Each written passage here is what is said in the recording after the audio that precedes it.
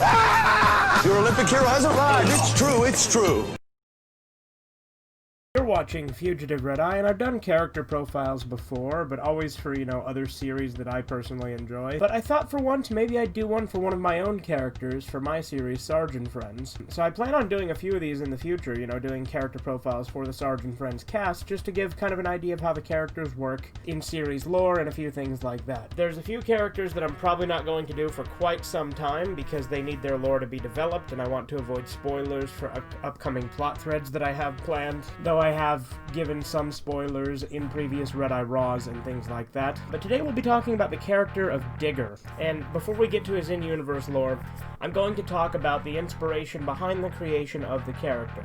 So if you watch my Red Eye Raw series, and you've seen my Life of Red Eye sub-series of Red Eye Raw, then you might have seen the episode where I talked about Digger as far as the kid I went to high school with. It was this tall, kind of strange, socially awkward guy who brought a guitar to school all the time to try and pick up chicks, never succeeding, and also thought that a zombie apocalypse, which he simply referred to as a zombocalypse, was coming, and he thought it was inevitable, and that Walmart and McDonald's were working together to create zombies and start the zombocalypse, and that's why there's a McDonald's in every Walmart. Obviously, there isn't even a McDonald's in every Walmart. I've seen some Walmarts that have Subways or Taco Bells instead, but there are a good chunk of McDonald's inside Walmarts.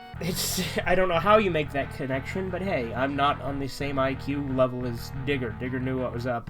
But Digger was the nickname he wanted to go by in the zombie apocalypse, right? He wanted to go by that, because that was his code name. And he wanted to have, chainmail armor, a welding mask, and a flail to use against the zombies. And the reason he wanted to be called Digger, I don't actually know if I mentioned this part in the story. I probably did, but if I didn't, I'm going to here. He wanted to build an underground society by digging tunnels, which is why he wanted to call himself Digger, because he wanted to be safe from the zombies in that way.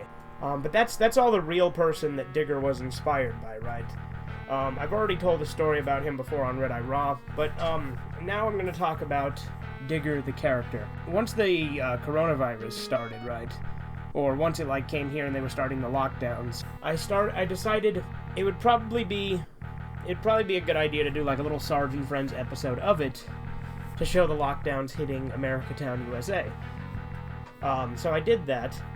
But then I wanted to do a follow-up episode because I got the idea of what if it just made a zombie apocalypse. Because, everyone already made that joke. Everyone was making that joke at the time.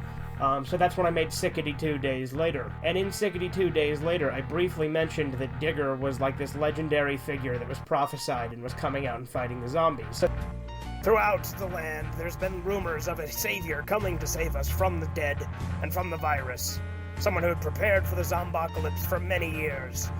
Someone who's been prophesied about for centuries, the legendary Digger. That's how Digger entered the Sarge and Friends universe, was to be this legendary figure that's meant to be humanity's last hope against the living dead. So obviously kind of a dig at my old friend from high school, saying that, look, he's this legendary figure, he's gonna stop the zombocalypse, he is going to end it, he is the legendary zombie fighter, he's Digger. And I was probably just gonna leave it at a one-off with that, with just having Digger make that brief mention and appearance in Sickety 2 Days Later. But then, I thought, down with the sickness, right? It's about a sickness. This is a sickness. I could probably do something with that in Sarge and Friends. So I looked up a MIDI version of Down with the Sickness. And when I came across that, I'm like, that sounds a hell of a lot like Doom. That sounds like a song from Doom.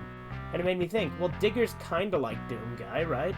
He's basically the Sarge and Friends universe equivalent of Doom Guy. So, therefore, why not do a Digger follow-up using Doom footage, because I can't animate, and just intersplice it together with pictures I do of Digger and zombies, and make this completely silent episode, with the exception of the Down with the Sickness MIDI, which was what inspired me to do it in the first place. So I did that, and then it fit together really well, I think, in the end. It turned out way better than I was expecting it to. And then, of course, at the end, I had to have Sergeant Bastard make commentary on it, because it's sort of an unwritten rule in Sarge and Friends that Sergeant Bastard has to have at least one spoken line in every single episode. And then, of course, Digger went back into hibernation after that episode. So, the way that Digger works in the Sarge and Friends universe is he's a force of nature.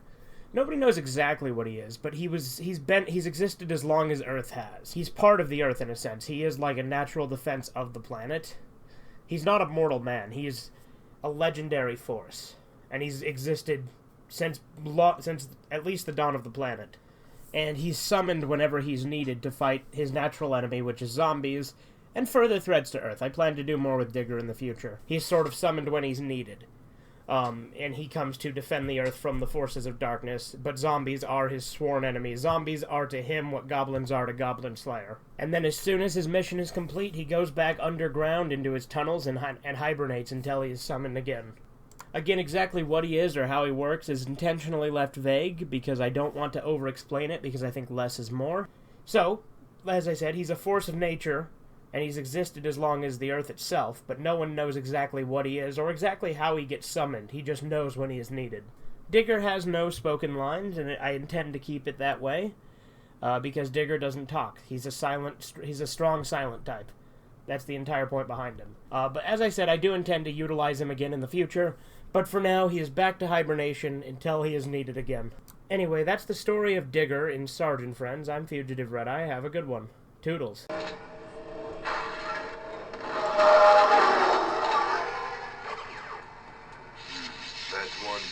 Space Marine. Cool. I had to suck 5 dicks to get into this show. Let's see you top that. I have the smoothest balls in Iceland.